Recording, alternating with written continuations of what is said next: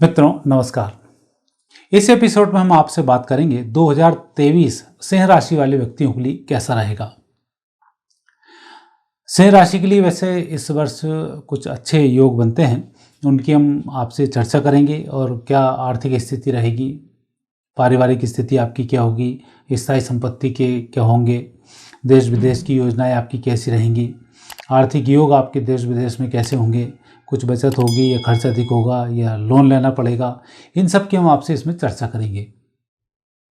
तो सबसे पहले हम शुरुआत यही करते हैं कि 2023 आपके लिए कैसा होगा और उसके बाद हम आपसे सिलसिलेवार चर्चा करेंगे एक एक बिंदुओं के ऊपर जो एक सामान्यतः व्यक्ति को आवश्यकता उनकी होती है। तो पहले देखते हैं 2023 में शनि है सप्तम भाव में। ये पारिवारिक जीवन के लिए थोड़ा सा कष्टकारी होते हैं, परिवार में मतभेद करा देते हैं, जीवन साथी के साथ थोड़ा सा मतभेद कराते हैं, तो इसका आपको थोड़ा ध्यान रखना होगा। हालांकि इन शनि की सबसे बड़ी विशेषता ये है कि पारिवारिक जीवन को मजबूत भी करते हैं, चूँकि कुंभ राशि के शनि हैं। तो जिन लोगों की सिंह राशि है और शनि उनके अच्छे हैं तो मानकर चलें कि वैवाहिक जीवन की दृष्टि से यह वर्ष अच्छा होगा। लेकिन शनि आपकी पत्रिका में कहीं नीच के हैं या नेगेटिव पोजीशन पे हैं, ये द्वादश स्थान पर हैं, तब थोड़ी सी नेगेटिव स्थिति बन सकती है, उसका आप थोड़ा सा ध्यान रखें। दूसरा हम बात करते हैं, यदि कोई व्यक्ति किसी भी काम में उलझा हुआ है, देश विदेश से संबंधित आपके कोई काम उलझे हुए हैं, स्थानांतरण के कोई काम उलझे हुए हैं, पेमेंट कहीं उलझा हुआ है, उसकी यदि चर्चा की जाए तो मार्च के बाद आपका संयोग अच्छा होगा कि मार्च के बाद आर्थिक रूप से आपको लाभ के संकेत मिल रहे हैं। भाग्य को देखते हैं, भाग्य में शुक्र और राहु हैं। वैसे शुक्र राहु का भाग्य से चलना बहुत अच्छा नहीं माना जाता है, परंतु गुरु और चेले हैं, साधनाएं सफल होती हैं और व्यक्तिगत काम सफल होते हैं। तो ऐसे समय में आप कोई जिम्मेवारी लेकर चलते हैं तो थोड़ी सी नेगेटिव स्थिति वहाँ हो सकती है, तो जिम्मेवारियों का थोड़ा विशेष आप ध्यान रखें कि आपके ऊपर नेगेटिव रूप से वे हावी ना हो। खुद के यदि काम करने की बात करते हैं तो व्यक्तिगत काम आपकी सफलता की ओर राहु के कारण चले जाएंगे। इस वर्ष आप हनुमान जी की पूजा पूरे वर्ष भर करते रहें, हनुमान जी की कृपा से आपके बहुत से काम सिद्ध होने वाले हैं। मानसिक तनाव थोड़ा सा आप कम पाल कर रखें। लगता है कि थोड़ी कुछ समस्याएं हैं, कुछ पिछली समस्याएं भी बाकी हैं, उसके चक्कर में मानसिक तनाव हो जाता है, लेकिन ये तनाव बहुत अधिक आपको नुकसान नहीं पहुंचा पाएगा और जितनी आप चिंतन कर रहे हैं उन समस्याओं को, उतनी बड़ी समस्याएं अब बची नहीं हैं, वह सब समस्याएं पूरी हो गई हैं। आगे अब अच्छे संकेत मिल रहे हैं और लाभ स्थान पर विराजमान मंगल, यदि आप भूमि भवन से संबंधित कोई काम करते हैं तो इस वर्ष से आपका समय अच्छा शुरू होगा। दूसरा, मंगल की चूँकि स्थिति अच्छी है तो ये रुके धन को भी दिलाती है, रुके हुए कामों को भी चालू कराती है, तो वहाँ स्थिति इसमें अच्छी बनती है। तो उस दृष्टि से यदि देखा जाए तो 2023 में कुछ अच्छी सफलताएं आपके हाथ लगने वाली हैं और पिछले वर्ष की तुलना में यह वर्ष मुझे दिखता है और भी बेहतर साबित होगा और आपको इस समय में अच्छे लाभ मिलेंगे। लेकिन इस बात का ध्यान रखना, यदि आप कर्जदार हैं, कोर्ट कचहरी के चेक बाउंसिंग के कहीं केस चल रहे हैं तो आपको बड़ी गंभीरता के साथ केस लड़ना होगा, अन्यथा उसके परिणाम आपके नेगेटिव आ सकते हैं, इसका आपको थोड़ा सा ध्यान रखना है। जीवन साथी और विवाह के संबंध में योग अच्छे बनते हैं, हालांकि इस वर्ष विवाह के चांस थोड़े से कम दिखते हैं, नवंबर के बाद चांस फिर बनेंगे 2023 में, तो वो फिर मुझे लग रहा है आगे योग अच्छे आएंगे। और पारिवारिक जीवन में कहीं कोई तनाव चल रहा है तो शनि की शांति अवश्य करा लें ताकि आगे कोई नेगेटिव स्थिति आपके साथ ना बने। ये मित्रों था 2023 का एक मोटा मोटा स्वरूप, ये कैसा रहेगा। अब हम बात करते हैं 2023 आपके लिए स्वास्थ्य कैसा होगा।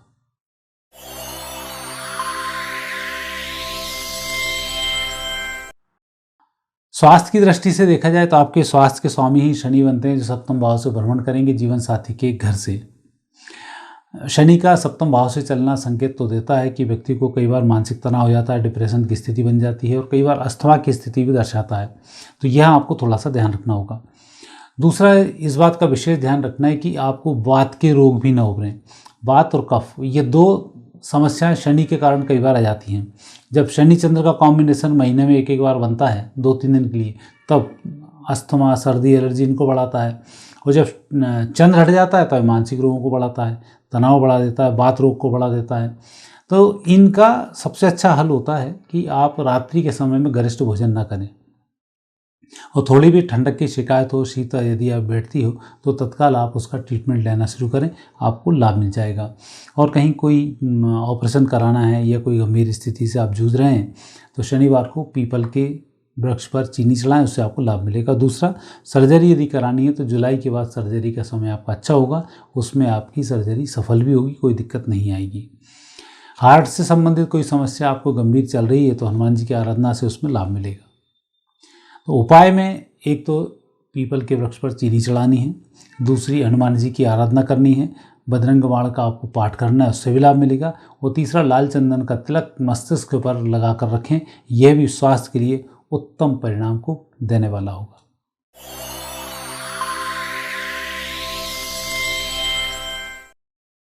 दूसरी, आर्थिक स्थिति। आर्थिक स्थिति के जो स्वामी हैं, लाभ और आर्थिक स्थिति के स्वामी बुध हैं, और संयोग है कि बुध की दृष्टि अपने ही घर पर है, तो यह धन के लिए तो यह वर्ष आपका अच्छा है, लाभ के लिए भी यह वर्ष अच्छा है। आप कमाएंगे भी अच्छा, धन आगमन भी अच्छा होगा, मन में भी प्रसन्नता रहेगी। लेकिन इसका संबंध द्वादश भाव से भी है, तो जितना कमाएंगे उसके खर्च के संकेत भी चंद्रमा दे रहा है। जब ये चारों घर एक साथ बैठ जाएं तो मिश्रित फलों की प्राप्ति होती है। तो चंद्र के दोष की आपको शांति करानी होगी।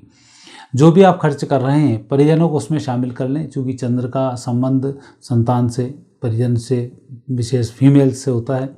तो आप यदि आप खुद ही फीमेल हैं तो अपनी माता जी से आप सलाह ले सकती हैं, बच्चों से सलाह ले सकती हैं, आपको उसमें लाभ मिलेगा और जो आपको नुकसान होना है उससे आप बच जाएंगे। हालांकि जो आप खर्च कर रहे हैं लाजमी है तो कोई दिक्कत नहीं, उतना खर्च तो बनता है, क्योंकि कमाएंगे तो खर्च करना ही पड़ेगा।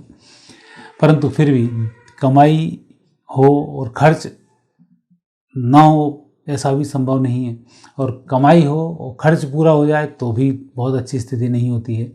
इसलिए थोड़ा सा पैसा इस वर्ष आप बचा कर रखें, जो धन इस वर्ष बचाएंगे आने वाले समय में वह काम आएगा, इसका आप विशेष ध्यान रखें। तो इस वर्ष 1-2 एफडी आप जरूर करा लें, रुके धन की ही सही, कुछ ना कुछ आप जरूर करें, उससे आपको लाभ मिलेगा। धन से संबंधित कुछ उपाय भी हैं। बाई चांस कई बार पत्रिकाओं में बुध ठीक नहीं है, खुद की पत्रिका में विशेष रूप से शनि बुध का कहीं कॉम्बिनेशन गड़बड़ होता है, तो वहाँ आर्थिक रूप से नुकसान हो जाता है। इस नुकसान से बचने के लिए भगवान श्री गणेश जी के मंदिर में बुधवार को मिठाई चढ़ाएं या गणेश जी की एक परिक्रमा आप अवश्य करें। दूसरा कार्य करना है, घर में जितनी भी फीमेल्स हैं, चाहे बच्ची हों, मौसी हों, नंद हों, जो भी हों, आप उनको कुछ ना कुछ गिफ्ट बुधवार को महीने में एक बार ज़रूर दें। गिफ्ट नहीं देते हैं तो मिठाई खिला दें, कुछ ना कुछ उनके लिए बुधवार को करना है, जो आपके लिए बेहतर होगा। कुछ भी नहीं है तो बाहर जो कन्याएं घूमती रहती हैं, इनको भी आप मिठाई खिला सकते हैं, तो यह भी बहुत अच्छा होगा। और एक उपाय विशेष रूप से आर्थिक स्थिति के लिए आपको करना है, गणेश जी जिन पर कि सिंदूर चढ़ता हो तो उनका सिंदूर थोड़ा सा आप ले आना। आप अपने घर के जो लॉकर होता है उसमें एक स्वस्तिक का चिन्ह बना लेना और उसकी पूजन हर बुधवार को करनी है, तो आपका भंडार भरा रहेगा, ये आप मानकर चलें।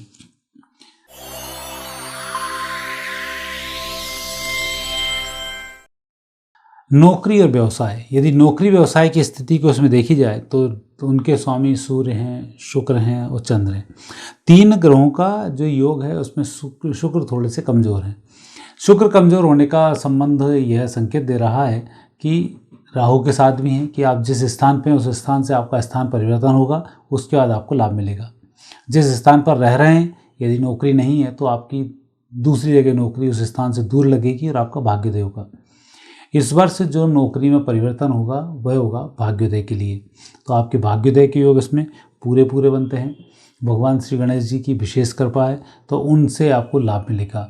दूसरा, हनुमान जी की आराधना आपको पूरे वर्ष बंद नहीं करनी है, क्योंकि वो भाग्य को बढ़ाने वाले हैं और आपकी समस्याओं का निदान करने वाले हैं। तो हनुमान जी की आराधना करनी है। हम किसी भी परिस्थिति में विपरीत हों उसमें हमें लाभ की प्राप्ति हो, वो गणेश जी की आराधना हमें करनी है। धन के संबंध में, नौकरी के संबंध में, ये 2 मामले ऐसे हैं जहाँ हमें भगवान श्री गणेश जी से लाभ मिलेगा। तो इन 2 उपायों को आप जरूर करें, इनसे आपको लाभ की प्राप्ति होगी। हनुमान जी और गणेश जी की आराधना इस वर्ष करते रहें, बेहतर होगा। यदि कहीं आपकी ऐसी कुछ स्थिति बनती है कि आपको विदेश जाना है, विदेश जाकर नौकरी करनी है, या आपको खुद ही अपने शहर को बदलना है, तब भी आपको भगवान श्री गणेश जी की आराधना करनी चाहिए, उसमें आपको सफलता मिलेगी। और विशेष रूप से इस वर्ष जो लोग मार्केटिंग से संबंधित, वकालत से संबंधित, काउंसलिंग से संबंधित कार्य करने वाले लोग हैं, उन्हें इस वर्ष विशेष फलों की प्राप्ति भी होने वाली है।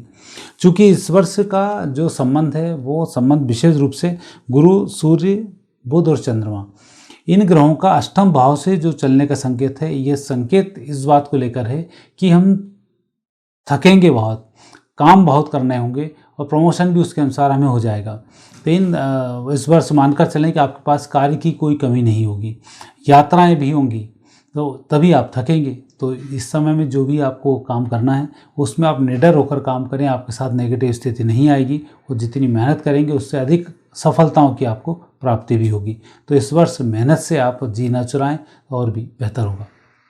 और सबसे अच्छा है जो उपाय हैं आपके लिए, भगवान श्री गणेश जी की आप आराधना करें यदि आर्थिक रूप से संकट आता है, और दूसरा हनुमान जी की आप आराधना करें यदि आपको व्यवसायिक या नौकरी में कोई संकट आता है। और हनुमान जी की आराधना में आपको कुछ नहीं करना है, गुड़ और चने का मंगलवार को प्रसाद चढ़ाना है और हनुमान जी के मंदिर की एक परिक्रमा करनी है, इससे आपका कार्य सिद्ध हो जाएगा।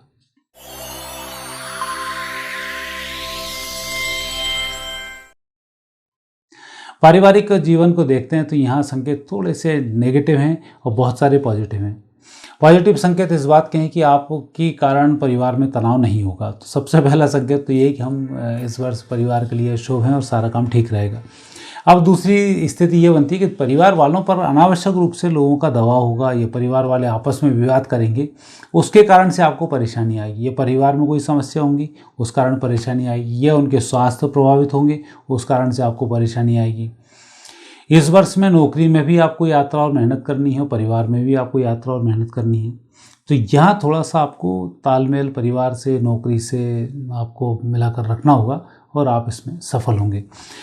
मुझे लगता है कि इस वर्ष मंगल की भी विशेष कृपा परिवार पर है, धनभाव पर है। तो परिवार के यदि वाद विवाद के मामले कहें तो ये आपके पक्ष में आने वाले हैं। कुटुंब परिवार की जो स्थिति नेगेटिव है वह आपके कारण पॉजिटिव होगी, उसमें भी लाभ मिलेगा। और परिवार में जो मांगलिक कार्य की स्थिति बनती है उसमें भी आपको लाभ मिलेगा और मई के बाद ये स्थिति बनती दिखती है।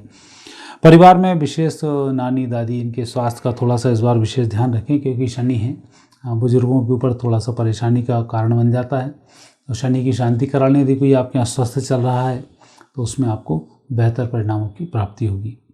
और इस वर्ष के जो पारिवारिक जीवन के आपको उपाय करने हैं, एक तो शनि की शांति करानी है, दूसरा शनि है तो वृद्ध ब्राह्मणों को भोजन कराने से, या वृद्ध योगी व्यक्तियों को, या वृद्ध लेक्चरर प्रोफेसर हों उनको भोजन कराने से शनि संतुष्ट होते हैं और उसमें लाभ मिलता है।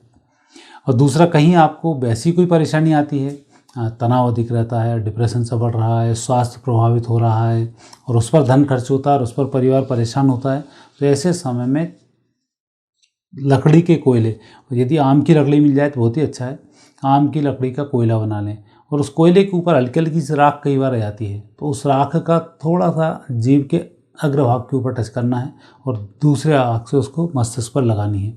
ऐसा करने से आपकी दरिद्रता दूर होगी और कई प्रकार के दोष इससे दूर होंगे। और ये कार्य मंगलवार को करना है, उससे उत्तम लाभ की प्राप्ति होगी।